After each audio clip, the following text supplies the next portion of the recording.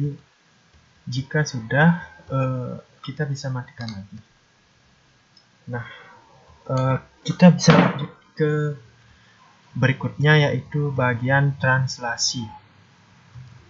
Nah, di mana kita juga akan mengimport library bernama pil. Jadi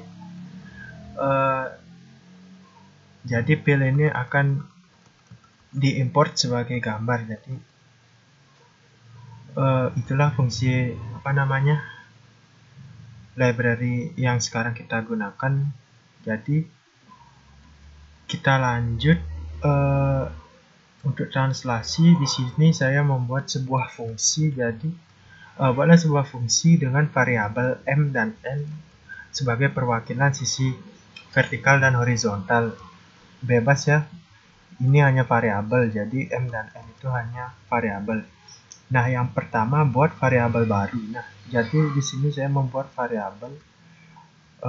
Jadi di sini saya mendefinisikan gambarnya dahulu. Misalnya sama seperti sebelumnya, nama gambarnya apa, dan kita langsung load gambarnya. Jadi variabel pixel ini merupakan variabel image-nya. Jadi seperti itu ya. Kemudian kita buat sisi kiri kanan dan bawah atasnya ya. Jadi di sini saya sudah singkat. Nah, sesuai dengan di komen sudah saya berikan informasinya. Jadi kemudian buat variabel baru untuk output gambar baru setelah melalui proses. Jadi ini adalah rekaan gambar awal. Jadi yang awalnya adalah panjang lebarnya adalah sekian. Jadi setelah itu kita buat lagi variabel baru di mana, nah ini ya, maksudnya ini kan gambar awalnya nih. Terus ini adalah variabelnya ya. Maaf ya tadi sebelumnya saya menganggap ini bagian dari gambar. Jadi ini ya, ini awalnya. Kemudian setelah itu kita buat variabel baru, yaitu ketika gambar baru. Nah, kan gambar lamanya sudah diproses nih. Jadi setelah diproses itu akan memunculkan gambar baru. Nah, seperti itu. Nah, kemudian kita buat variabel m dan n-nya. Lah, di sini ada kondisi di mana jika m dan n sudah memiliki nilai. Jadi seperti itu.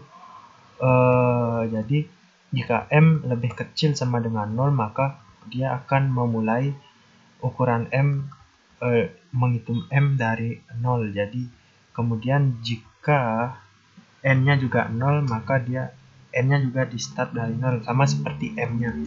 Nah, maka setelah itu akan dilakukan perulangan sampai batas titik x dan y pada citra. Jadi dilakukan perulangan secara terus-menerus. Nah, jadi kan kalau konsep translasi itu kan posisi pikselnya tetap. Jadi piksel panjang lebarnya tetap, cuma yang akan menjorok itu gambarnya. Maka gambarnya bisa saja kan akan menjorok ke kiri atau ke kanan atau bahkan ke bawah. Nah, jadi seperti itu. Kemudian buat x, definisikan jaraknya. Jadi kita buat jarak x dan y yang baru. Jadi dengan x dikurangi m. Nah, dengan x ini dikurangi nilai m ini, sedangkan y dikurangi nilai kan x-nya ini dikurangi nilai m, sedangkan y-nya dikurangi nilai n. Nah, jadi seperti itu. Nah, seperti ini ya. Nah, kemudian dilakukanlah operator logika untuk mendefinisikan suatu kondisi tertentu dengan OR. Jadi di sini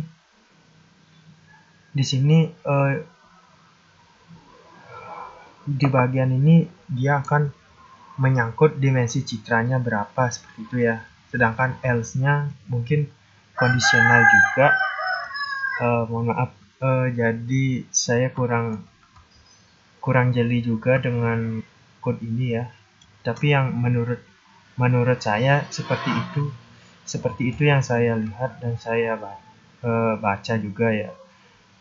Jadi setelah melakukan berbagai fungsi perhitungan ini kan ya, jadi nama citra itu di save.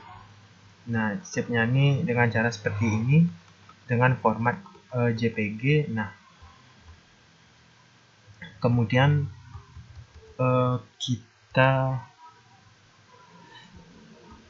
kita melakukan pengujian. Nah, jadi begini, apa namanya,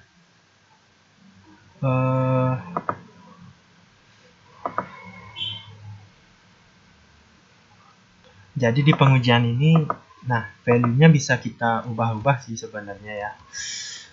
Jadi, nah, di sini bisa kita ubah.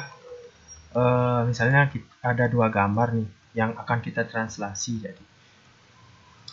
Jadi kita langsung outputnya dengan memanggil fungsinya. Jadi seperti itu. Nah, jadi kan ini fungsi translasi, sedangkan kita tinggal buat outputnya saja dengan memanggil nama fungsinya apa. Jadi seperti itu ya.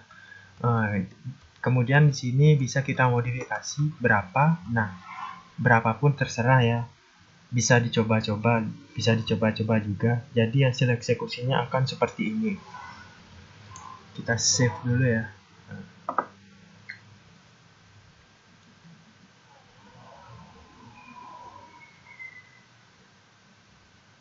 Kita tunggu.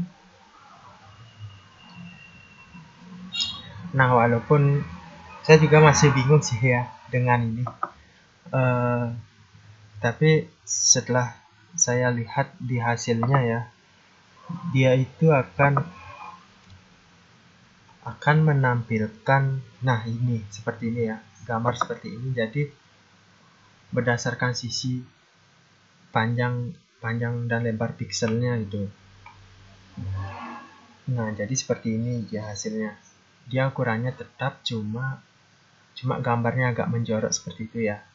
Nah, jadi seperti itu yang saya lihat, karena saya sebelumnya ya sudah explore juga sih ya.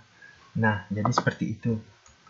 Nah, kemudian kita matikan lagi ya. Baik, kita bisa lanjut di bagian